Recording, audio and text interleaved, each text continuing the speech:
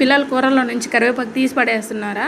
అయితే ఈ యొక్క రెసిపీ ట్రై చేయండి. పిల్లలు ఒక్క మెతుకు కూడా వదలకుండా తినేస్తారు. అంత హెల్దీ అయిన రెసిపీ అన్నమాట. హెయిర్ ఒత్తుగా పెరగాలన్నా, చర్మం కూడా నీట్గా అవ్వాలన్నా కరివేపాకు ఎంత ఉపయోగకరమో మీకు కూడా తెలుసు కదండి. డైట్లోకి కంపల్సరీగా చేర్చుకోండి. రైస్ని వీక్లీ ట్వైస్ అయినా తినడానికి ట్రై చేయండి. హెల్త్కి చాలా చాలా అంటే చాలా మంచిది అన్నమాట కరివేపాకు.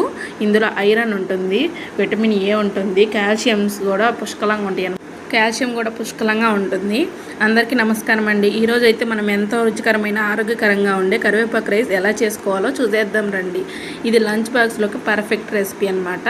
ముందుగా స్టవ్ మీద ప్యాన్ పెట్టుకోవాలి. అందులో కొంచెం ఆయిల్ వేసి 2 స్పూన్స్ మినపప్పు, 2 స్పూన్స్ శనగపప్పు, 7 లేదా 8 ఎండుమిర్చి వేసుకొని ఐటమ్స్ అన్నీ వేసుకున్నాం కదా. వేసుకున్నాక బాగా వేగాలన్నమాట.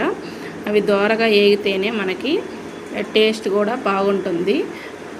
ముందు పచ్చిగా ఏమీ ఉండకూడదు అనమాట. శనగలు అంటారు కదా, మా ఊర్లో అయితే మేము శనగ బెల్లు అని అంటాము. మీరేమంటారో కామెంట్ చేయండి.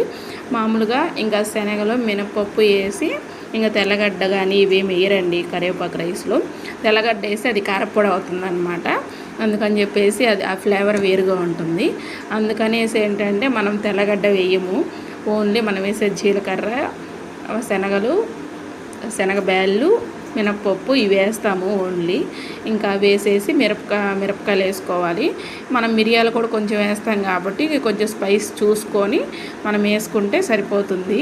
పిల్లలకి చేస్తాం కాబట్టి లైట్గా ఉన్నా సరిపోతుంది అన్నమాట. అదే మనం ఇంట్లో పండగలకి కానీ అలా ఎక్సెట్రా ఏమన్నా చేయాలనుకున్నా కూడా చేసుకోవచ్చు. కొంచెం స్పైస్ ఎక్కువ వేసుకొని మిరియాలు అట్లా వేసుకోవచ్చు. నేనైతే ఈరోజైతే ఒక 1/2 కేజీ రైస్కి నేను ప్రిపేర్ చేస్తున్నాను. ఈ క్వాంటిటీ అయితే 1/2 కేజీ రైస్కి సరిపోతుంది. ఇంకా మిగులుతుంది కూడా పొడి అనమాట. మనం వేసుకునేది కొంచెం వేసుకుంటాం అంతేను, ఎక్కువైతే వేసుకోము.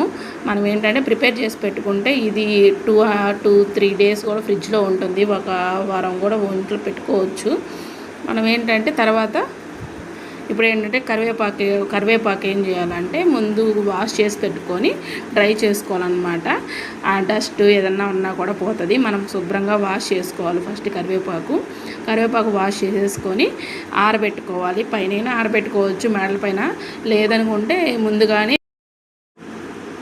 ఇంట్లో డ్రై క్లాత్ ఒకటి వేసుకొని ఫ్యాన్ కిందైనా ఆరబెట్టుకోవచ్చు అనమాట. నీట్గా ముందైతే వాష్ చేసుకోవాలి. ఎందుకంటే చెట్లకైనా ఎక్కడైనా కానీ ముందు డస్ట్ పడుతుంది కదా. మనం హెల్తీగా